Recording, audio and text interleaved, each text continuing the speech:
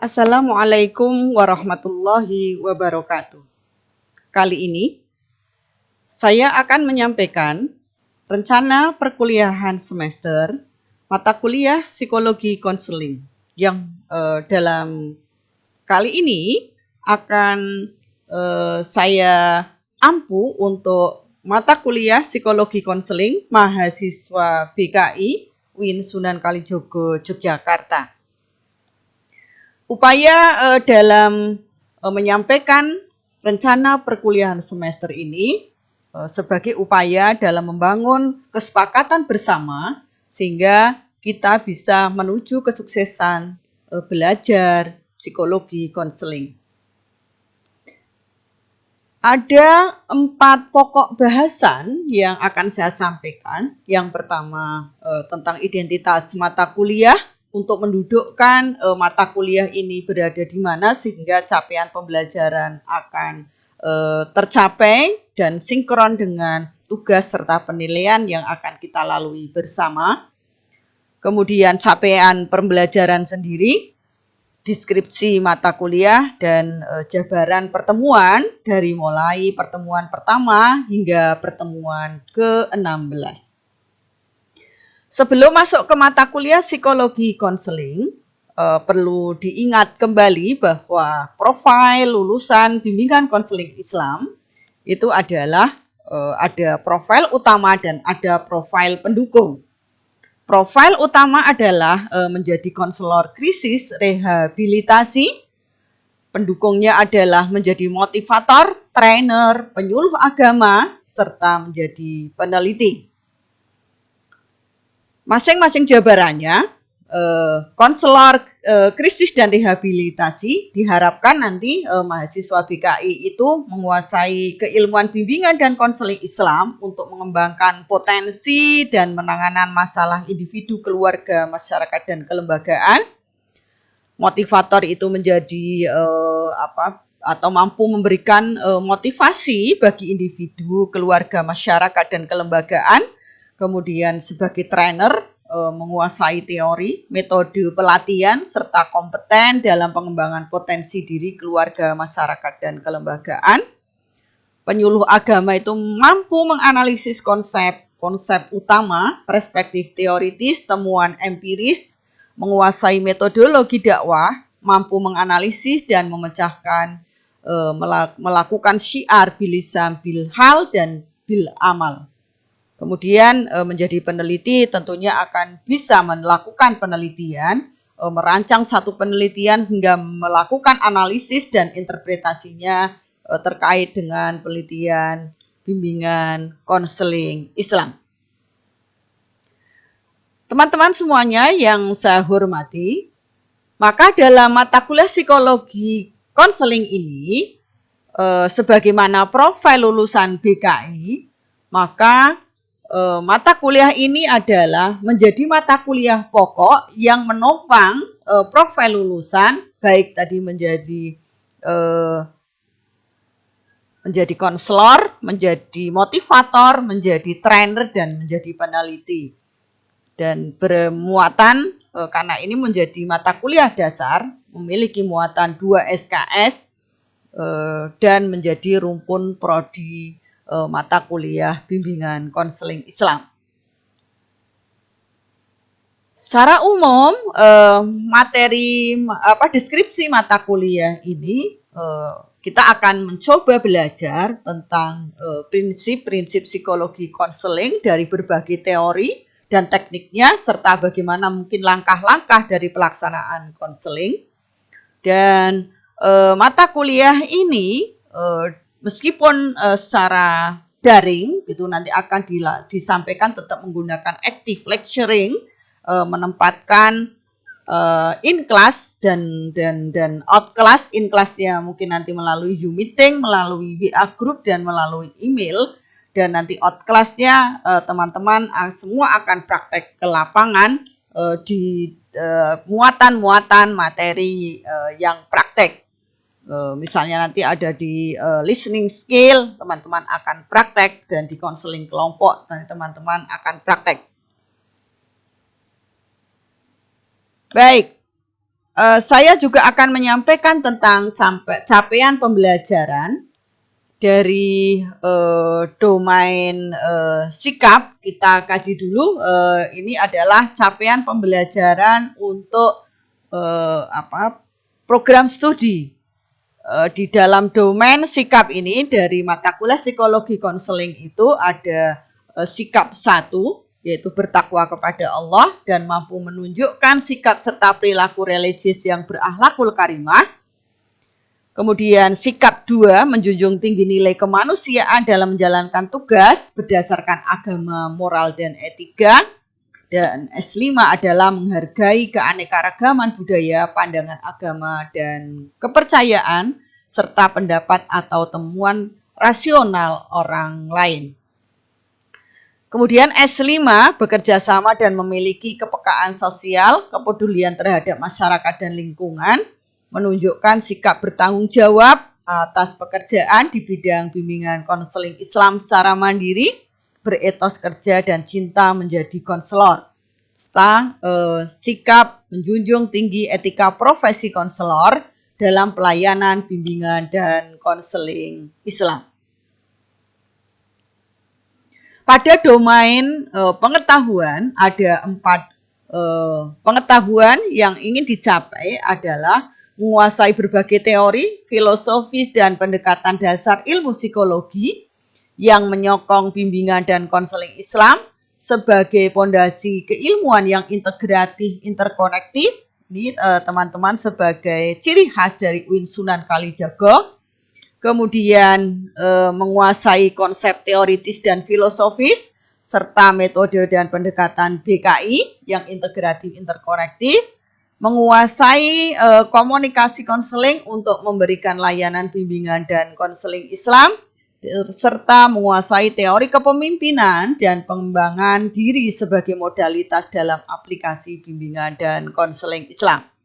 Untuk domain keterampilan, ada domain keterampilan umum dan domain keterampilan khusus. Yaitu yang umum mampu mengolah, menalar, dan mengamalkan keseimbangan zikir dan pikir terhadap nilai-nilai Islam yang integratif, interkonektif, mampu berkomunikasi secara efektif, empatik, dan santun dengan siapapun, menguasai berbagai pendekatan dan metode psikoterapi Islam untuk pencegahan dan penanganan masalah yang dihadapi oleh individu, keluarga, kelompok masyarakat maupun organisasi kelembagaan. Untuk keterampilan khusus, mahasiswa memberikan pelayanan bimbingan dan konseling Islam pada keluarga, kemudian mampu melakukan pelayanan BKI pada individu dan kelompok, serta mampu memberikan layanan BKI dalam bidang perkembangan anak, remaja, dewasa, dan lansia. Teman-teman yang saya hormati, saya sederhanakan capaian pembelajaran dari mata kuliah psikologi konseling ini adalah dalam sikap. Teman-teman diharapkan setelah mengikuti mata kuliah psikologi konseling ini memiliki kesadaran akan pentingnya nilai-nilai etik konseling dalam pengembangan kepribadian konselor. Pengetahuannya, teman-teman mampu menganalisis perilaku dan psikologis konselor, konseling klien dalam proses konseling, serta memiliki keterampilan, kemampuan mengimplementasikan keterampilan konseling dalam pengembangan konseling Islam. Materi yang akan kita kaji, kita pelajari bersama selama 1 semester ini dari pertemuan pertama hingga pertemuan ke-16 terdiri dari 5 materi. Yang pertama konsep dasar psikologi konseling, yang kedua sejarah konseling, ketiga karakteristik konseling, keempat perilaku konselor dalam konseling, dan yang kelima adalah komunikasi konseling. Nah, ada beberapa literatur yang bisa teman-teman baca. Nanti bisa dilihat, dicermati satu persatu dari bukunya Counseling and Psychotherapy, punya Arbuckle. Kemudian karya saya sendiri, Anwar, Mas Hoirul Anwar, ini Pak Hoirul Anwar yang sekarang masih menuntut ilmu di negeri Cina, dan bersama saya yang berjudul Is It Still Urgent for the Sophistic Prophetic Guidance and Counseling in Digital Era. Kemudian bukunya Bu Eti Nurhayati, Bimbingan Konseling dan Psikoterapi Inovatif. Bukunya Latipun, Psikologi Konseling. Bukunya Lubis, Konseling Islam. Bukunya Olsen, Konseling, Grup Konseling. Singgih Gunarsa, buku lama, Konseling dan Psikoterapi. Bukunya Kore, Konseling dan Psikoterapi. Bukunya Rasol, Islamic Counseling and Introduction to Theory and Practice. Semua ini bisa didapatkan melalui perpustakaan digital secara online, dan juga bisa meminjam hard copy bagi yang berada di Yogyakarta. Dan didukung oleh beberapa tulisan saya juga yang membahas tentang konseling terkait dengan autis yang dimuat pada jurnal International Journal of Learning, Teaching and Educational Research, dan juga tulisan saya tentang menguatkan psychological well-being counselor dalam praktek perilaku sufi amali, dan yang terakhir adalah memaknai spiritualitas hijrah Rasulullah dalam problem solving di masa pandemi COVID-19. Nanti bisa dicek jika tulisan saya ada di Google Cendekia. Baik teman-teman yang saya hormati, kita beralih kepada pertemuan demi pertemuan. Di pertemuan pertama ini, teman-teman diharapkan mampu memahami kesepakatan serta mampu memahami konsep dasar psikologi konseling dari mulai pengertian, kemudian fungsi psikologi dan pengamalannya sebagai ilmu, perbedaan konseling, bimbingan penasihatan dan psikoterapi, kemudian fungsi dan tujuan konseling, bimbingan penasihatan dan psikoterapi, serta makna bimbingan dan konseling Islam. Pertemuan ketiga 45 adalah lebih kepada sejarah konseling, dari sejarah perkembangannya, kemudian teori-teorinya, kemudian pengaruh psikologi belajar terhadap perkembangan konseling, psikologi gestalt terhadap konseling, psikologi kognitif terhadap perkembangan konseling, dan psikologi behavioral terhadap perkembangan konseling. Pada pertemuan 6-7 akan membahas tentang karakteristik konseling, dimulai dari konseling sebagai bantuan, kemudian konseling untuk perubahan perilaku, konselor-konseli sebagai teamwork, dan konselor profetik.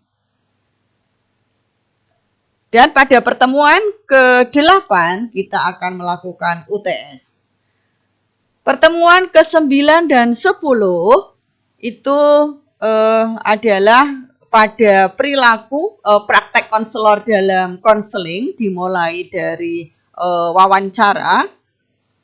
Konselor melakukan wawancara dari membangun report, pengumpulan data, menentukan hasil sesuai dengan arah kemana klien inginkan, kemudian mengemukakan macam-macam alternatif penyelesaian masalah, generalisasi, dan pengalihan proses belajar.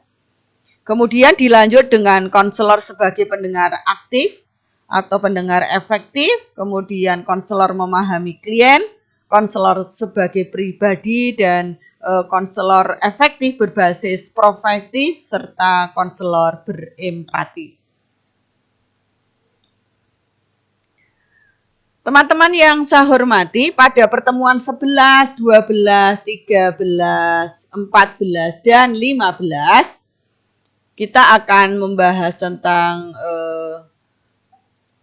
pertemuan ke-14 ya, membahas tentang praktek komunikasi dalam konseling berbasis profetik, dari mulai komunikasi konseling, pengertiannya, macam komunikasinya dalam proses konseling, kemudian komunikasi verbal, nonverbal dalam konseling, kemudian faktor apa yang mempengaruhi di dalam proses komunikasi konseling, kemudian komunikasi interpersonal dalam komunikasi konseling, baik dari masalah-masalah yang dihadapi, kemudian bagaimana mendengar aktif, bagaimana berperilaku asertif, bagaimana menerima dan memberikan feedback kepada klien atau konseli, dan bagaimana kita melakukan pemecahan masalah secara kreatif. Dan terakhir pada pertemuan 15 adalah kita belajar tentang konseling kelompok berbasis profetik, sehingga nilai-nilai yang kehidupan yang dimiliki oleh Rasulullah bisa kita aplikasikan dalam konseling kelompok.